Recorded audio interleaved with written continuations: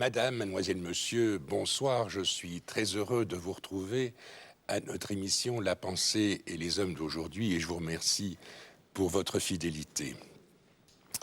À notre émission d'aujourd'hui, nous n'allons pas parler vraiment directement de philosophie, mais plutôt de création artistique à propos d'un philosophe, d'un penseur. Donc c'est une émission un peu inhabituelle. Je vous retrouve dans un instant après notre générique.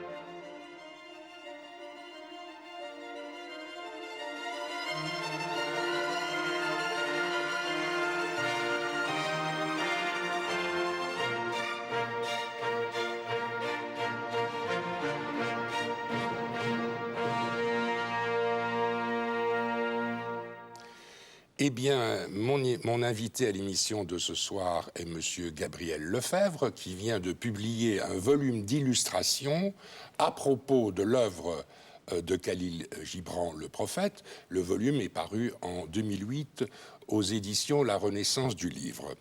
Monsieur Lefebvre, ma première question, qui va intéresser tous les amis qui nous suivent aujourd'hui, qui est Gibran?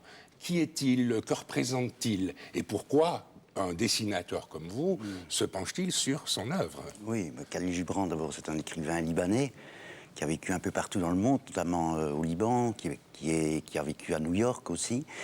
Et son dernier livre a été fait sur le prophète, qui est un livre un peu de philosophie, de sagesse, et qui est une sagesse qui est encore d'actualité encore maintenant. C'est pour ça que ça m'a intéressé de l'illustrer. Et puis c'est fait de façon pas prétentieuse, assez légère, et je crois que ça peut-être très bien à mes dessins.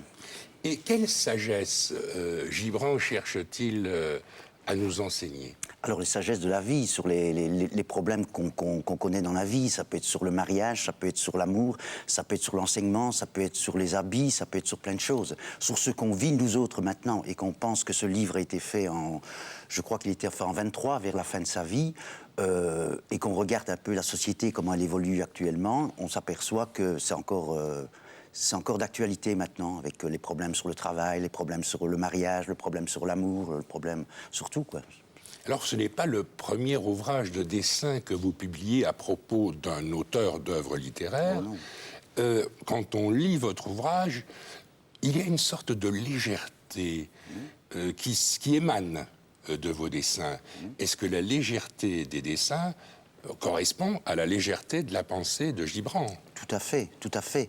D'abord, c'est moi qui choisis les livres que je vais illustrer. Gibran, ça me plaisait. Et c'était cette légèreté de Gibran par rapport à sa philosophie de la vie qui m'intéressait. Et c'est comme quand j'illustre des poèmes, etc.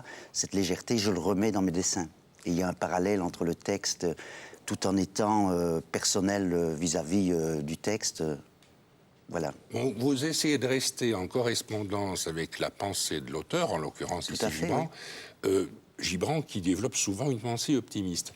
Et vos dessins dégagent une beauté optimiste et sereine. Est-ce que je me trompe? Je l'espère, mais je ne suis pas non plus optimiste de la vie. Hein. Mais j'essaye de mettre de l'optimisme dans mes dessins, parce que ce que j'apporte aux gens, c'est ça. C'est l'optimisme, essayer de leur donner un peu de bonheur, modestement, hein, humblement. Alors, quand on feuillette les pages de cet ouvrage, il me semble qu'on peut déceler, mais je ne suis pas historien d'art, hein, mais c'est un peu le sentiment que j'ai. On peut déceler à travers vos propres créations certaines influences. La première qui m'est venue à l'esprit tout de suite, et ceux qui voient à l'écran maintenant certaines reproductions qui figurent dans votre livre, on pense un peu à Jean-Michel Folon. Qu'est-ce que vous pensez? Est-ce que j'ai le droit de dire, tiens, voilà, Gabriel Lefebvre, il se situe un petit peu dans la tradition de Jean-Michel Folon? Oui, bien sûr, de toute façon, il n'y a pas de génération spontanée, c'est un fait évident, mais je crois que Jean-Michel Folon a popularisé l'aquarelle, et c'est pour ça que quand on fait de l'aquarelle, on a tendance d'être comparé à Folon, mais quand on pense, il y a eu Steinberg avant qui a fait de l'aquarelle qui ressemblait aussi, et sans doute que Folon était fort influencé par lui, mais il y a aussi d'autres influences. Il y a des personnages qui sont très fins, peuvent ressembler à Giacometti, il y a l'influence de Chagall, il y a l'influence de Matisse, il y a plein de gens qui m'ont influencé. Oui, mais il y a ces personnages volants. Oui. Hein, à différentes pages, il y a des personnages volants.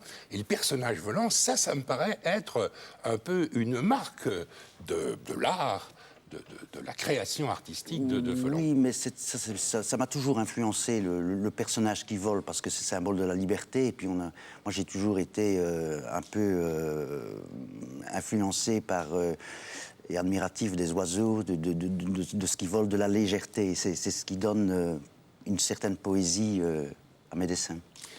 Un autre thème que l'on peut voir à travers le dessin, une perspective que l'on peut observer à travers vos dessins, c'est le monde de l'Orient. Alors, est-ce que c'est parce que Gibran, et vous l'avez dit tout à l'heure, est un Libanais, donc un oriental, ou bien est-ce que cette image un peu fugace de l'Orient rappelle le mystère, quelque chose d'inconnu, quelque chose de lointain Oui, ben on pense ici, on reparle un peu de Matisse aussi, de cette influence-là. Mais c'est vrai que l'Orient m'influence. L'Afrique en général m'a influencé, puis l'Orient, etc. D'ailleurs, ce sont des pays où je suis allé assez souvent, notamment au Maroc. Oui, il y a aussi la couleur qui m'influence. Hein.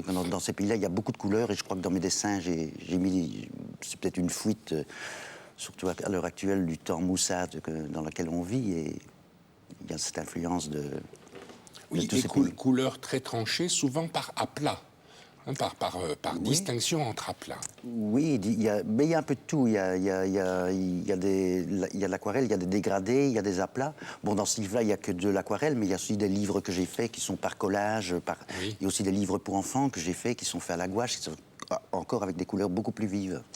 Alors, le thème des fruits.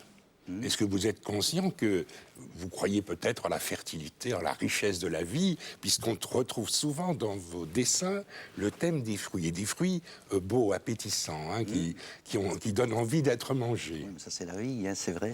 Oui, le fruit est aussi le thème de la vie, du bonheur, voilà.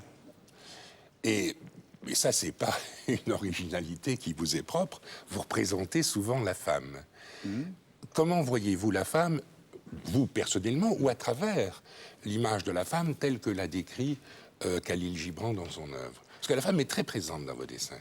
Oui, mais je crois qu'elle est présente dans tous mes livres. D'ailleurs, mon prochain livre, ce sera un livre sur la femme, et uniquement sur la femme, où je ferai des illustrations sur tous les poètes qui ont, et Dieu sait s'il y en a, qui ont parlé de la femme. Mais c'est vrai que la femme est primordiale, parce que, bon, c'est peut-être parce que j'aime les femmes aussi, c'est peut-être ça. Et puis la femme, bon, elle est importante dans la vie, c'est un peu la moitié du ciel, hein, comme on a dit. Et on dit en tout cas que c'est la moitié de l'humanité. Et c'est la moitié de l'humanité, en tout cas. Eh bien, je vous remercie infiniment, Gabriel Lefebvre, pour votre présence à notre émission d'aujourd'hui. Je rappelle que vous avez illustré l'ouvrage de Khalil Gibran, Le Prophète, et que votre ouvrage, à vous, est paru à Bruxelles aux éditions La Renaissance du Livre en 2008. Merci. Madame, mademoiselle, monsieur, merci beaucoup. À très bientôt et bonne nuit.